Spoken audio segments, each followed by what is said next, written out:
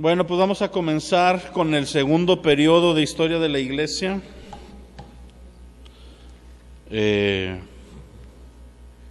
Estos periodos que siguen vamos a ir un poquito más rápido.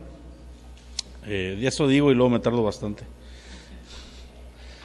Pero ya estos periodos que vienen son 100% históricos, es decir, no hay una base escritural para lo que vamos a estar leyendo, pero hay registros históricos fiables.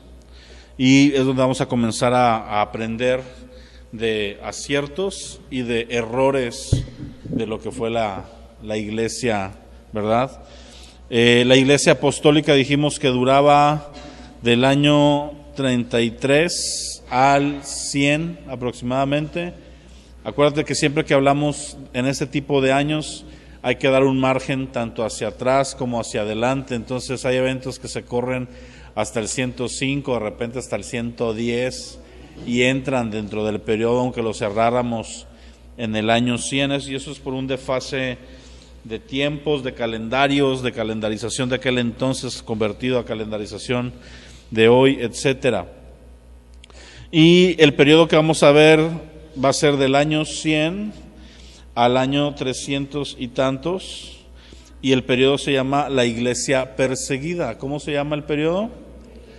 La iglesia perseguida, ¿ok? Alguien preguntará, a ver, pastor, ¿entonces la iglesia de antes de ese tiempo no fue perseguida? Sí, claro que sí, pero estamos hablando de una persecución más abierta, más organizada y sobre todo más generalizada, ¿ok? Y el nivel de la palabra iglesia o el concepto de iglesia y el concepto de persecución van de la mano. Es algo que tenemos nosotros que entender en nuestro contexto moderno, ¿ok?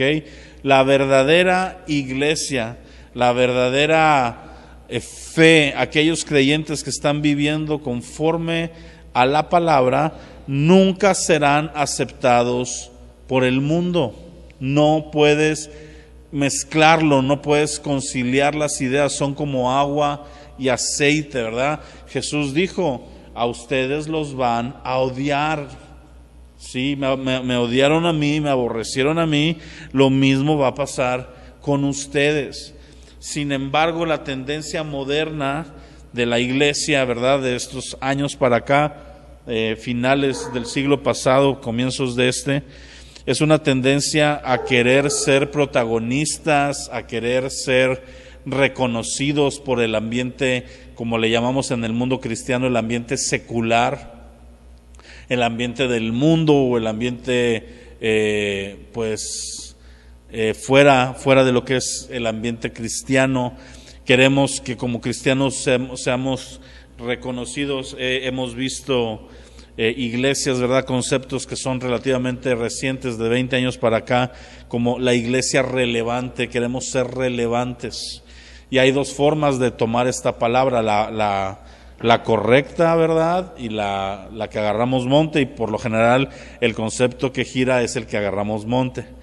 ¿Qué es una iglesia relevante? Pues una iglesia relevante, escrituralmente hablando, pues es una iglesia firme, es una iglesia que se mantiene y que sobresale, ¿verdad?, del status quo, y se da a notar, pero no se da a notar para congraciarse con el mundo, se da a notar precisamente porque señala, critica, pone el dedo en la llaga acerca de las cosas del mundo, muy parecido a Juan el Bautista, ¿verdad?, que ponía el dedo en la llaga, que le decía a Herodes, ¿sabes qué? No te es lícito estar en una relación con la esposa de tu hermano, estás en adulterio, y no le temblaba, ¿verdad?, los pantalones a Juan el Bautista, no le daba miedo lo que pudiera pasarle, él sabía que su mensaje llevaba a esto, ¿verdad?, cuando venía el pueblo de Israel a quererse bautizar y los confrontaba, ¿verdad?, y les decía generación de víboras. Y no se trata, tampoco malentendamos, de que ser una iglesia en su papel tengamos que estar atacando, pero fue lo que le correspondía, es el tipo de vocero que era Juan el Bautista. Y fue relevante a su manera, pero el concepto de relevante que hoy en día hay en la iglesia es de que vengan los políticos a nuestra iglesia y se sienten entre nosotros.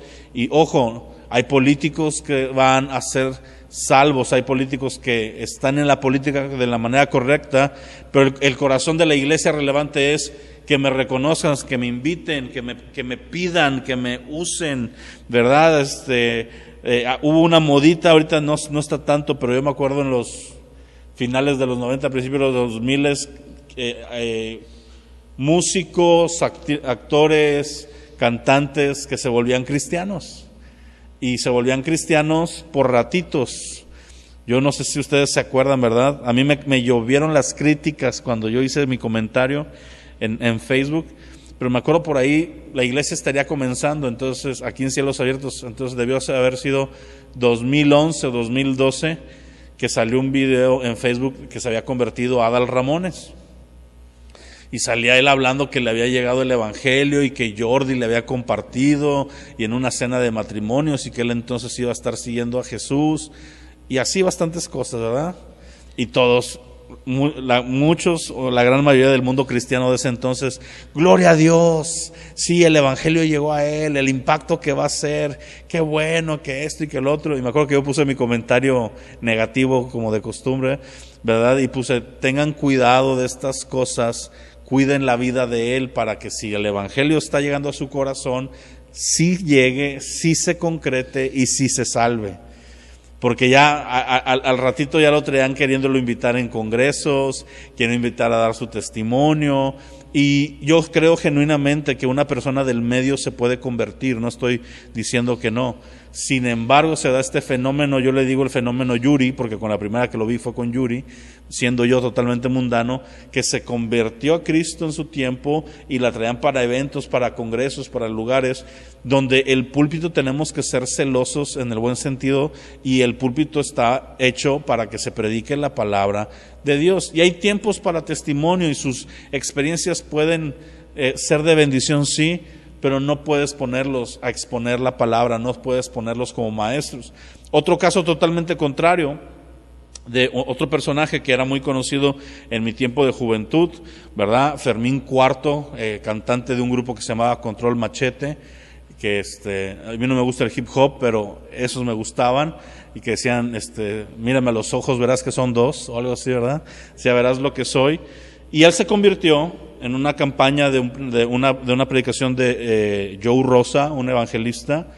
Ahí se convierte él, su esposa ya estaba convertida, y él llega al grupo de Semilla de Mostaza y lo cobijan bien, lo disipulan, deja su ambiente, deja el lugar donde estaba, y hoy es pastor, y es un pastor que predica la palabra bien predicada, bien estudiada, bien trazada, ¿verdad? ¿Por qué? Porque hubo un llamado a su vida, y predicó no porque fuera Fermín Cuarto el ex cantante, sino tomó a conciencia el estudio de la palabra, ¿verdad? Entonces está esta iglesia relevante que quiere, de repente vimos, no sé si les tocó a ustedes, ¿verdad? Pero vimos a cantantes como un Justin Bieber en una iglesia en Nueva York, ¿verdad? Y entonces ya de repente a Kalimba en el centro histórico cantando grandes cosas Dios hará, y una mezcla, ¿verdad? No tengo nada en contra de Kalimba, me cae bien el vato, no tengo nada en contra de Justin Bieber, ¿verdad? Pero no es el lugar, la iglesia, de hacer este tipo de comuniones, ¿cómo le digo yo a veces? Voy a quitar de alianzas, es la palabra que estaba yo buscando, en el afán de ser relevante, en el afán de que la gente diga, mira qué chida es la iglesia cristiana, no está tan aburrida como creemos, se me hace que sí estaría padre ir. Eso es lo que queremos que piensen, y la verdadera iglesia, el mundo la va a odiar, el mundo va a ver a la iglesia, a predicar lo que predica, y el mundo no va a decir amén, el mundo va a decir lo que dice ahorita cuando se encuentra una verdadera predicación, ¿verdad? Que somos personas cerradas, personas de mente anticuada, personas intolerantes. ¿Por qué? Porque estamos defendiendo un principio eterno que no cambia y que es contrario a todo lo que el mundo enseña el día de hoy. Entonces, lo normal de la iglesia es que sea perseguida. Eso es lo normal de la iglesia. ¿Ok? De hecho, un termómetro para medir nuestro cristianismo debería de ser qué grado de persecución o de padecimiento por nuestra fe estamos viviendo.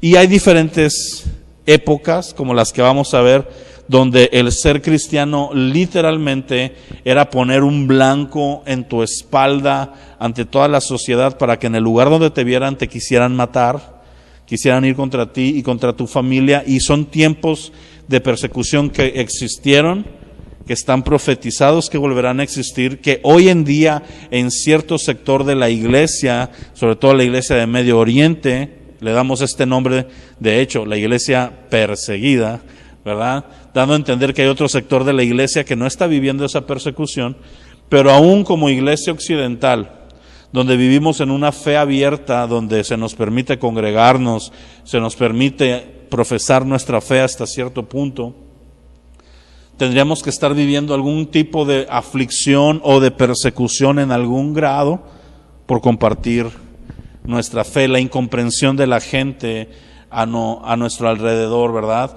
Este tipo de cosas. Y antes de abarcar ya lo que es los hechos históricos, quiero ir a Santiago capítulo 1 para retorcar este punto. Porque si tu oración es que no haya persecución en tu vida, es una oración que Jesús no va a contestar. Te lo adelanto.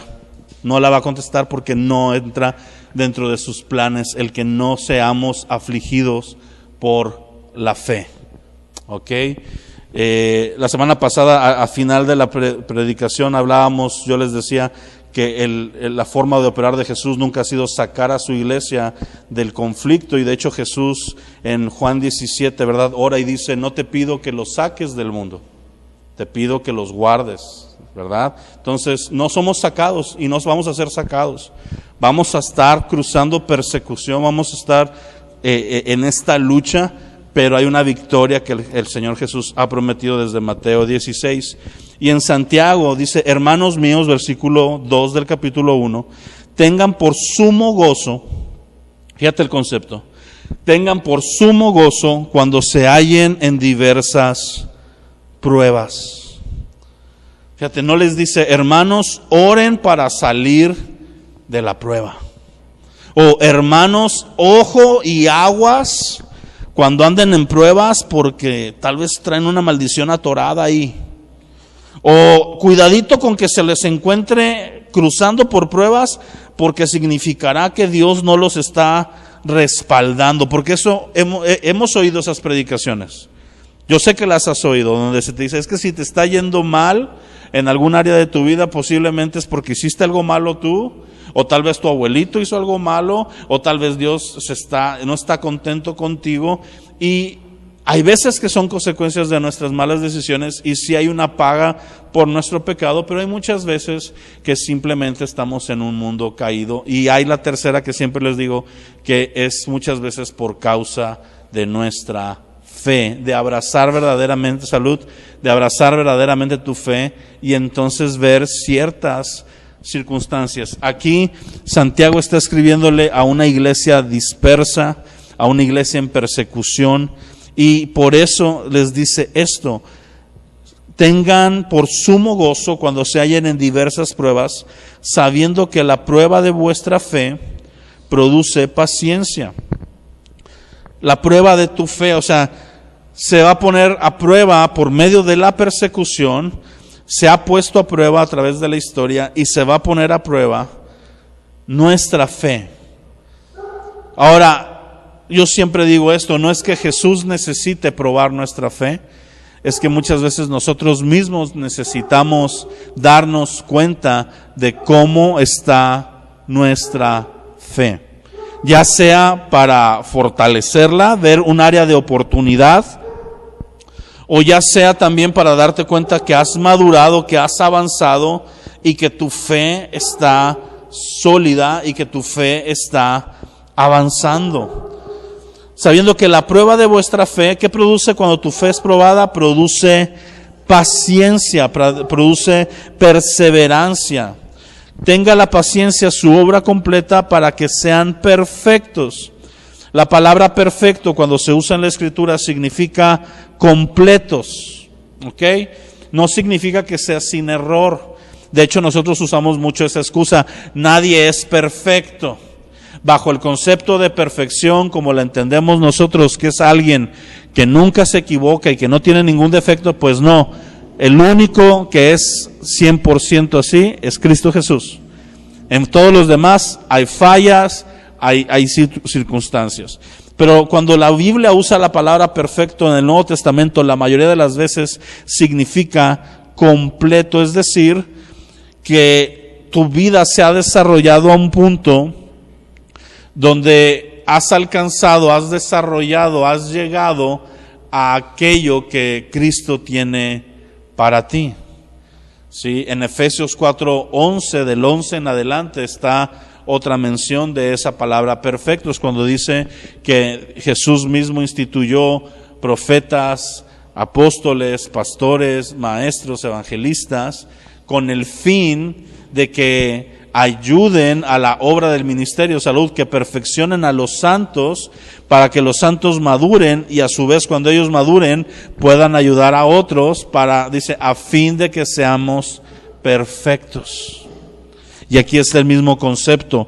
La prueba, la persecución es necesaria para que se ponga a prueba nuestra fe, para desarrollar paciencia, para por medio del desarrollo de nuestra paciencia llegar a la perfección, de acuerdo a esta palabra, delante del Señor. Y acompáñame luego a Primera de Pedro, otra porción de la Escritura que nos enseña este principio. Y es cuando dice Primera de Pedro 1:2, bendito sea el Dios y Padre de nuestro Señor Jesucristo, que según su grande misericordia nos hizo renacer para una esperanza viva por la resurrección de Jesucristo de los muertos, para una herencia incorruptible, incontaminada e inmarcesible, reservada en los cielos para ustedes, que son guardados por el poder de Dios mediante la fe para alcanzar salvación. Ojo, este alcanzar salvación no se refiere a que ahorita no seamos salvos, se refiere a ver la obra completa de salvación cuando venga Jesucristo. Por eso usa el término alcanzar salvación, mas no está queriendo dar a entender que aún no lo somos, ¿verdad? Pablo deja bien en claro que ya hemos sido salvados. Y dice que está preparada para ser manifestada en el tiempo postrero, en lo cual ustedes se alegran, aunque ahora por un poco de tiempo, fíjate el concepto de Pedro, que es muy parecido también a lo que Pablo en Romanos 8 nos dice.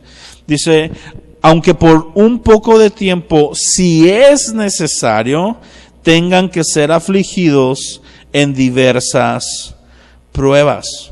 Número 1, ok, vas a ser afligido, pero cuando estés en ese tiempo de aflicción, el tiempo de persecución, es un tiempo que tiene un inicio, pero tiene un final también. No es una persecución eterna y no es una perdición eterna, sino que aun cuando te tocara morir en medio de la persecución, esa misma muerte del mártir lo está librando de la persecución y lo está colocando en gloria con Cristo Jesús. Amén.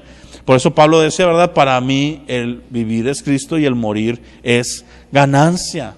Por eso dice en Apocalipsis que ellos vencieron. ¿Por qué? Porque por la sangre del Cordero, porque fueron fieles a la palabra del testimonio y porque menospreciaron su vida hasta la muerte. Es decir, ya no se estimaron a sí mismos, ya no se consideraban vivos. Estaban vivos para Cristo, pero muertos para el pecado y muertos para el mundo. Y después Pablo también en Gálatas nos dice, ¿verdad? Con Cristo estoy juntamente crucificado y ya no vivo yo, vive Cristo en mí. Lo que antes vivía en la carne, ahora lo vivo en la fe del Hijo de Dios. Entonces, ese es el concepto de la iglesia que va a cruzar, porque los primeros años de la iglesia fueron cruciales para su crecimiento. No ha habido y no habrá hasta el fin de los tiempos crecimiento tan fuerte en este sentido, tan constante. Era continuo las conversiones de los cristianos. Se convertían en masas. Se convertían de a de veras, es decir, los que se convertían sí eran convertidos, la gran mayoría de ellos. Y era constante, era de calidad, y no solo eran convertidos, sino que rápidamente pasaban de convertirse a empezar a madurar, a empezar a proclamar el Evangelio y empezar a servir al Señor. ¿Okay? Ese concepto de oyentes, de espectadores, no estaba en el inicio de la iglesia. Y esos 300 años que fue la persecución encarnizada fueron cruciales para que el mundo entonces conocido se llenara del Evangelio. La persecución verdadera a una iglesia verdadera nunca la va a pagar, al contrario, es como si le estuvieras echando gasolina a una fogata. Una iglesia que está viviendo en medio de la persecución dejará de perder el tiempo en tonterías, dejará de perder el tiempo en ñoñerías, dejará de tener celos y contiendas entre nosotros mismos. Estaremos obligados a la madurez espiritual, estaremos obligados a buscar en serio al Señor. Y como consecuencia, ¿qué pasa?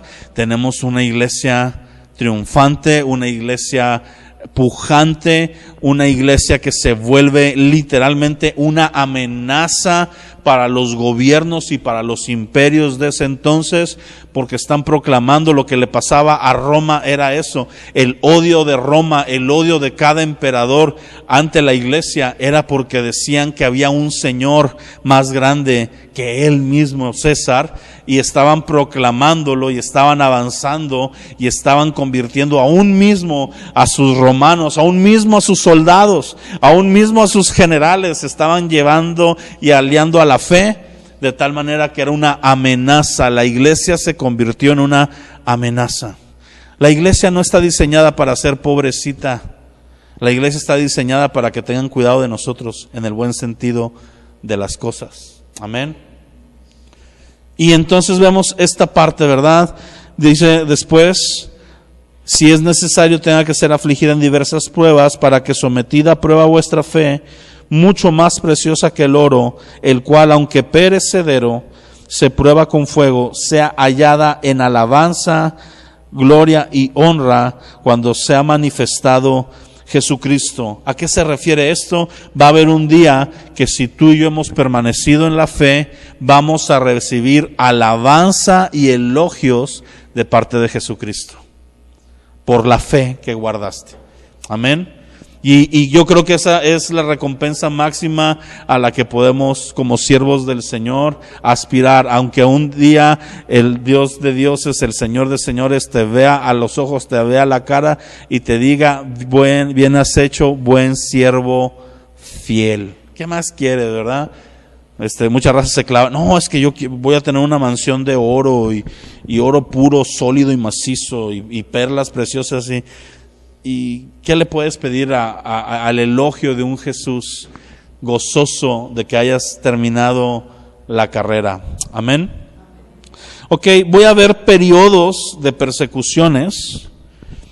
Este PDF lo voy a estar subiendo. Por si se te va algo ahí, no te preocupes, se va a subir como notas. ¿Mande? Sí, lo van a poder imprimir. Y el primer periodo es del año 98 al año 117, es decir, saliendo de la iglesia apostólica, salimos de esa iglesia con persecución, y es el periodo de Trajano, el emperador Trajano.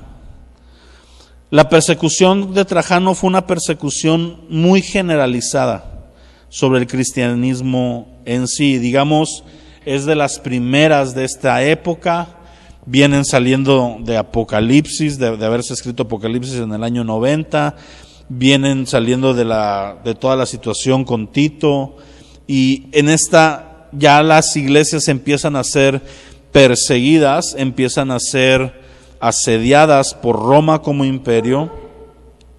Ya se empieza a marcar a las comunidades cristianas como focos, voy a usar esta palabra, como si fueran focos de infección con los cuales tienen que acabar.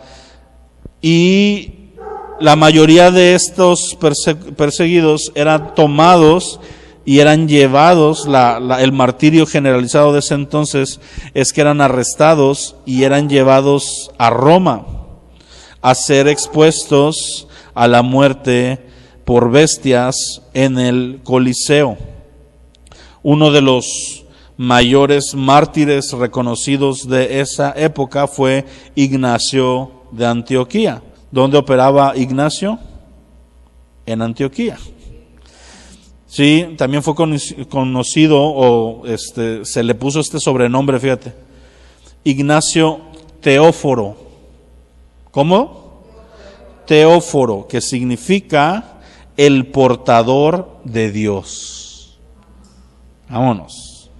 Es interesante ver esos nombres, ¿por qué? Porque reflejan el tipo de siervo, el tipo de predicador, el tipo de mártir que era, ¿verdad? Por ejemplo, a un Charles Spurgeon, que se le ha denominado desde los años anteriores hasta ahorita como el príncipe de los predicadores, por su elegancia a la forma de predicar, su buena exégesis, ¿verdad? Imagínate ese tipo de sobrenombres. Y no son para vanagloria, no son para que se sobreexalte el hombre, sino vemos cómo Ignacio de Antioquía fue un líder, ¿verdad?, muy influyente. Ignacio de Antioquía sucede a San Pedro o a Pedro después del año 70 en Antioquía, y se cree, según la historia, ¿verdad?, que fue ni más ni menos que discípulo también de Juan. Él fue ejecutado en el año 107 durante la persecución de Trajano, como dijimos, y su ejecución fue como en aquel entonces era llevados a ser víctimas de bestias en el circo romano que era en el Coliseo, ¿verdad? Había gladiadores, había un espectáculo de bestias, y en muchos de estos la gente que era expuesta eran cristianos, pero siempre se les da una oportunidad de no salir al Coliseo. En las cárceles, en las catacumbas que había abajo del Coliseo, antes de salir y ser expuestos, siempre se les ofrecía negar su fe. Siempre se les presentaba la oportunidad de decir: niega a Cristo, sométete, di que César es Dios, y no tu Jesucristo al que dices que sigues, y no pasa nada, te vas tú y tu familia, se liberan. Y nunca, ninguno de los cristianos de esa época, no hay registro de negaciones. Posiblemente existieron, pero fueron tan mínimas que no hay un registro, ni siquiera histórico, de gente que haya dicho: voy a negar a Jesús. ¿Verdad? Los registros que tenemos bíblicos no estaban bajo la persecución, amaron más al mundo y se fueron, pero estos que tenían que enfrentar la vida o la muerte, ¿verdad?, con la opción de negar a Cristo, siempre tomaron la vía del martirio, voluntariamente. Y me acuerdo que meditando en esto, ¿verdad?, leyendo sobre mártires y preguntándome en mi cuarto con el Espíritu Santo qué los impulsaba a eso, ¿verdad? Fui llevado a la palabra cuando Jesucristo dice: el que me niegue a mí delante de los hombres, yo también le negaré delante de mi Padre y de los ángeles, pero el que me confiese a mí delante de los hombres, yo también le confesaré. Yo creo que la iglesia de este tiempo tenía bien en claro y bien metido en su corazón el no negar a Cristo. ¿Y cómo lo podemos trasladar al día de hoy? Porque el día de hoy la mayoría de nosotros jamás va a estar en una circunstancia de un rifle en la sien o negar a Cristo. La gran mayoría de nosotros no vamos a cruzar eso. Sin embargo, el negar a Cristo tiene que ver con entregarte al pecado, tiene que ver con abrazar tu carne en vez de abrazar tu vida de fe, de negarte a ti mismo en las cosas más cotidianas y más sencillas, como una vida en la palabra, como una vida en la oración, como guardar cosas contra las demás personas, como el generar en ti también un sentimiento, aún a veces dentro de la misma comunidad, de disgusto, de celos, de de contiendas, eso es negar a Cristo también. No estás en la horca, no estás con una pistola, ¿verdad? Ya les he platicado de ese testimonio que a mí siempre me ha volado la cabeza de Rusia, ¿verdad? En este tiempo de comunismo, todavía la Unión Soviética, todavía no Rusia, cuando llegan unos soldados a una cabaña en medio de un bosque abandonado donde casi no había nadie, y llegan a una cabaña e irrumpen, y hay un grupo de alrededor de 20 personas, de 15 a 20 personas, y entran ellos armados y los apuntan y les dicen: sabemos que ustedes son cristianos, les vamos a dar la oportunidad de que nieguen su fe, de que se salgan de este cuarto y no los vamos a perseguir, pero el que se quede lo vamos a matar, ¿verdad? Y les apuntan, ¿verdad? Y algunos pensaban que que era una trampa, porque ya habían hecho esas, en el nazismo, ¿verdad? También ocurrió, y en estas persecuciones donde les decían: salgan, y cuando salían los estaban esperando para matarlos afuera, y como que estaban ahí, ¿verdad? Y les decían estos soldados: les aseguramos que no va por ahí. Y salió el primero y se fue, y salió gritando que no había peligro, y entonces se da una desbandada. De los 20 o 15 que había, se queda un grupo de 4 o 5 personas. O sea, es más lo que dijimos el domingo, ¿verdad? Una cuarta parte de todos los que fueron expuestos a la palabra realmente eran unos cuantos. Y cuando se van todos los que se tienen que ir y huyen, ¿verdad? Ellos piensan que están guardando su vida, pero se van, y entonces estos soldados desarman su fusible, su arma, desarman, la ponen ya en modo donde no puede causar daño, y les dicen: por favor, háblenos de Cristo. Nosotros hemos escuchado de Cristo, pero queríamos asegurarnos de que no hubiera nadie aquí que no fuera cristiano de veras. ¿Por qué? Porque una de las formas en las que operaban era que se hacían pasar por cristianos, ¿verdad? Se hacían pasar por ellos para descubrir los lugares donde se reunían, dar el pitazo y desmantelar esos lugares. Y entonces aquí, a costa de la vida, se fueron los que pues o eran falsos, o estaban infiltrados, o de plano no tenían una fe profunda. Y estos soldados les dicen: nosotros hemos empezado a oír de Cristo y queremos convertirnos, pero queremos que alguien verdaderamente nos discipule. Sí, y eso pasa en una iglesia en persecución, ¿verdad? Tenemos aquí que Ignacio de Antioquía, en su camino hacia Roma, fue escribiendo y dejando cartas en diferentes comunidades. Mandó cartas a Policarpo de Esmirna, que también lo mencionamos como uno de los mártires, y estas cartas son conocidas en la literatura cristiana como las cartas de Ignacio, y son valiosos testimonios de vida. ¿Okay? Después de este periodo tenemos un periodo muy encarnizado. Este personaje nos va a sonar más que muchos, y es Marco Aurelio. Marco Aurelio su persecución es del año 161 a 180 después de Cristo. Marco Aurelio fue un filósofo y emperador. ¿Sí? Hay libros, hay tratados de Marco Aurelio que se leen en filosofía. Y la persecución de Marco Aurelio se caracterizó precisamente por eso, por ser una persecución al pensamiento y a la filosofía cristiana como tal. Él lo sentía como una ofensa. ¿Por qué? Porque el pensamiento helénico, que es el pensamiento griego, que es el que regía a Roma, ¿verdad? El pensamiento hedonista es un pensamiento que recae en el principio del amor a uno mismo y de la autoexaltación, autoproclamación y autosatisfacción. Por eso en Roma se daban los excesos que se daban, por eso se entregaban al vino, ¿verdad? Porque se entregaban al deleite, se entregaban a la inmoralidad sexual, se entregaban a la lujuria. ¿Por qué? Porque era no ponerle freno al yo, al placer. Y de repente empieza el cristianismo a levantar banderas contrarias, ¿verdad? A decirle a la gente: es que no puedes estar teniendo relaciones con cuanta gente se te antoje, tienes que tener una pareja que sea tu esposa, que sea tu esposo, y mantenerte fiel a él o a ella. Y entonces era revolucionario para ellos, ¿verdad? Y de repente venían y decían, es que no puedes ganar dinero con usura, maltratando al pobre, tiene que ser honradamente, tienes que ver a la persona para la que estás trabajando como si estuvieras trabajando para el mismo Jesús.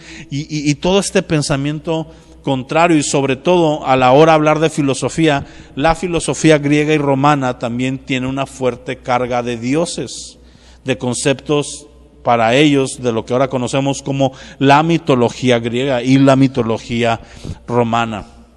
Y entonces ver a un Zeus, perdona la expresión que voy a usar, pero que era un huilo, ¿verdad? Porque tenía hijos por donde quiera, con todas las diosas, tenía relaciones y tenía hijastros, y luego con humanos, y luego las engañaba y todo este rollo. Y tenemos a un Zeus que es todopoderoso según ellos, con lanzador del rayo y promiscuo, contra un Jesús, ¿verdad?, que callado fue a la cruz, que expuesto. Mucho de la filosofía de ellos era cómo es posible creer en un Dios que fue colgado en un madero.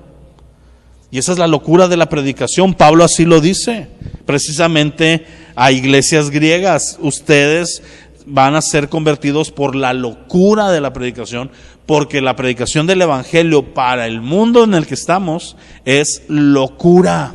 Está loco que tú me digas que esa persona que es el creador del universo, por el cual todo se sustenta, haya muerto en un madero, haya sido expuesto, haya estado desnudo, haya sido afligido, no se haya defendido, y además hizo todo esto por amor a ti y a mí. ¿Qué puede obtener de nosotros? Y sí, es loco. Nunca hemos dicho que no. Nunca hemos dicho que el mensaje del evangelio no es absurdo, porque lo es para el mundo. Y tú y yo no tenemos que tratar de justificar el evangelio a los ojos del mundo, mi amado. Es más, tenemos que mostrar el evangelio tan absurdo como es. A mí viene gente y me dice, ¿en serio tú crees que estuvo muerto 3 días y al tercero resucitó? ¿En serio crees eso? ¿Cuál es la respuesta de todos los que estamos aquí? Claro que creo eso. Por supuesto que lo creo. El cimiento de mi fe es eso que para ti suena un cuento de hadas y lo ves tan increíble. Para mí es una realidad porque ocurrió. Y esa es la fe del cristianismo. No querramos, ¿verdad? No, es que mira, si yo te muestro que históricamente aquí estuvo Jesús y todo esto. Mis amados, no tenemos que defender a la palabra se defiende sola. Aquel que quiere minuciosamente encontrar una excusa por la cual no creer en Cristo Jesús, la va a encontrar. La va a encontrar, a pesar de que tú justifiques de cientos de maneras la fe. Por eso la fe es fe, porque no se tiene que ver con lo que se toca, sino con lo que se cree. Amén. Bienaventurados, dijo Jesús, bienaventurados ustedes que no vieron y creyeron. Entonces, sí, por otro lado, presenta una defensa. No, esto no es permiso para que no leas y no conozcas y digas, no, pues la fe de ignorantes. No se trata de eso. Pero hay otra corriente donde queremos con pura apologética cambiar el corazón de la gente, y no se va a cambiar si no es por la obra regeneradora del Espíritu Santo.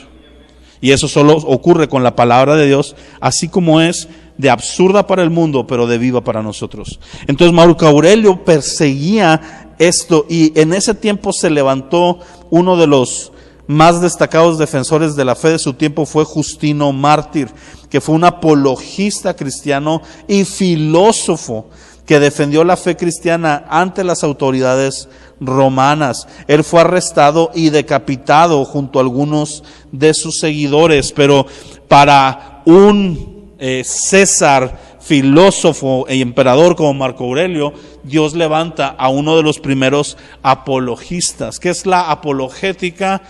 El defender la Escritura correctamente, con argumentos correctos. Vuelvo a lo mismo, hay una exageración de apologética donde descartas la fe y quieres únicamente por medios científicos mostrar la fe. Eso no se puede. Es un exceso al que estamos llegando, pero la fe verdadera se puede defender. Y de hecho, pues los grandes pensadores, ¿verdad? Siempre llegan y terminan en ver cómo Jesús, como Pablo, como hombres como Justino Mártir, más adelante, como hombres como, se me está yendo el nombre, siempre lo menciono, San Agustín, ¿verdad? De esa época, fueron hombres, ¿verdad? Que eran hombres letrados a través de una filosofía, sí, pero con una base escritural. Y sobre todo, si tú te das cuenta, cuando te vas a la historia, también las grandes personalidades que descubrieron cosas importantes científicas, ¿verdad? Como la gravedad, y Isaac Newton tenía un trasfondo cristiano, ¿verdad? Vemos personas que no eran cristianas, algunos eran solo teístas. ¿Sí sabes la diferencia entre teísta y cristiano? Ok. Cuando oigas teísta, significa que cree en el concepto de Dios, que hay algo más allá de nuestro entendimiento, que hay un creador, que hay un diseñador, pero no necesariamente que sea Jesucristo, que sea el Padre, el Hijo y el Espíritu Santo, sino algo más. ¿Ok?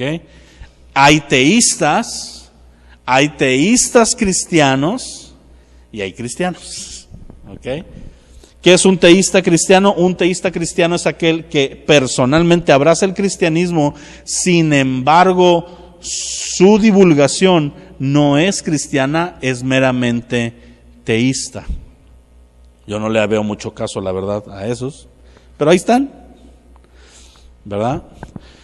Y está el divulgador cristiano, que es abiertamente cristocéntrico y quiere llevar a las personas a la fe, no en que existe Dios, sino en que Jesucristo es Dios.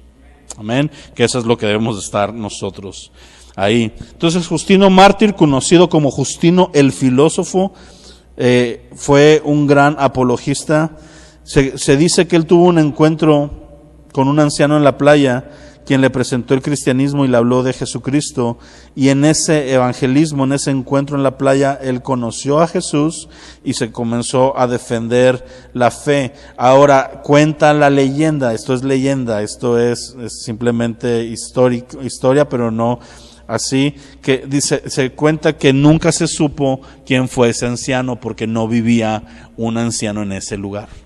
Y muchos creen que fue una aparición de Cristo, parecida al apóstol Pablo, donde se le manifestó y le habló. ¿Creemos eso? Yo no. ¿Sí me explico? O sea, no lo descarto, pero no voy a poner mi mano al fuego por esa historia. Suena bonita y lo que tú quieras. Lo importante aquí es que un joven que estaba en busca del conocimiento con un corazón puro, porque esa es la clave, iglesia. Ahorita, saliendo un poco de la persecución, pero metiéndonos a la parte esta de la filosofía y de los pensamientos.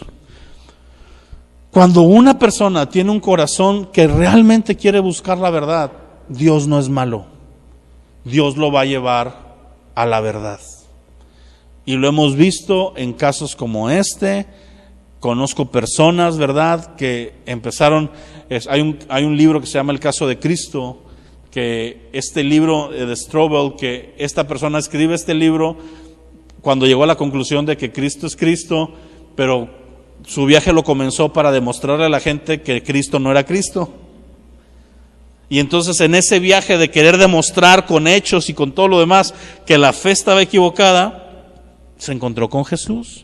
Sin embargo, no era un hippie que odiaba a Jesús y que, yo de niño oré y entonces mi perrito se murió y entonces yo no creo en Dios porque estoy enojado con Dios. No. Esta persona realmente creía que Dios no podía existir y se metió genuinamente a buscar, ver si podía mostrar que no existía, pero era tanta su hambre por la verdad, y eso es lo que nos tiene que caracterizar, que cuando vio la verdad, que no era la verdad que él quería, la tuvo que abrazar a pesar de eso.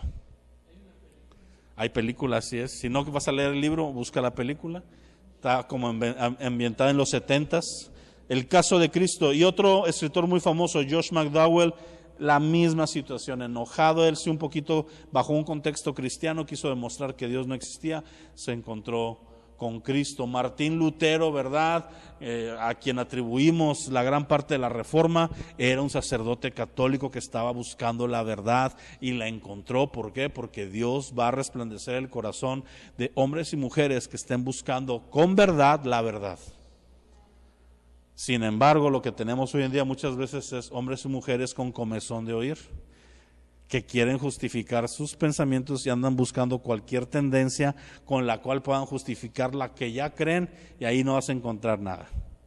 ¿Por qué? Porque tienes que buscar la verdad. Amén. Ok, ¿qué otras cosas ocurrieron en este hecho importante? Justino es conocido sobre una obra escrita que se llama Apología Primera y fue escrita alrededor del año 155, dirigida al emperador romano Antonio Pío y su hijo Marco Aurelio. O sea, les mandó la carta a ellos directamente. 155. Perdónenme porque estoy tan acostumbrado a decir 1000 y tantos que a veces leo 155 y digo 1500. Perdónenme de antemano. Le mandó esta carta refutando los malentendidos y calumnias que levantaban estos personajes, Antonino Pío y su hijo Marco Aurelio, contra los cristianos de su tiempo. Además, más escritos apologéticos, y contribuyó en el desarrollo de lo que se conoce como la teología cristiana temprana. Él participó en formular a manera de tratado los principios de la doctrina de la Trinidad. ¿Ok? ¿Por qué hizo esto? Eso lo vamos a ver en otra sección, donde vamos a hablar de las primeras herejías, porque las primeras herejías que se levantaron precisamente atacaban la deidad de Cristo y la Trinidad, el concepto de la Trinidad.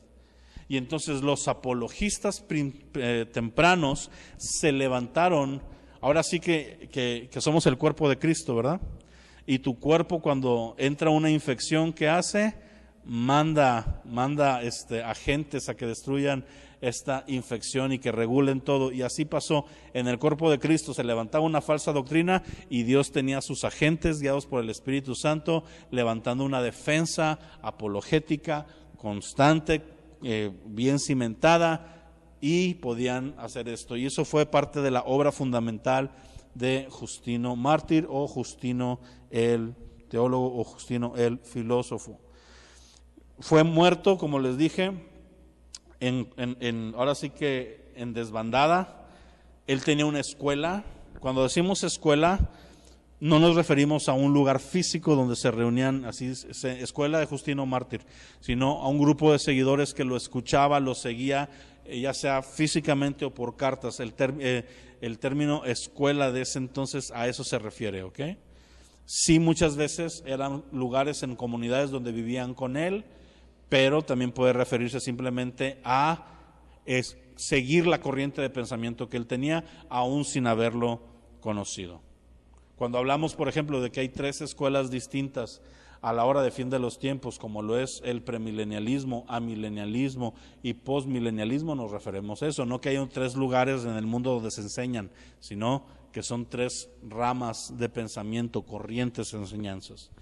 Y entonces a él fue aprendido con muchos de los que sí le seguían físicamente, y se les dio la oportunidad de negar a su fe, no la negaron y fueron ejecutados públicamente en grupo.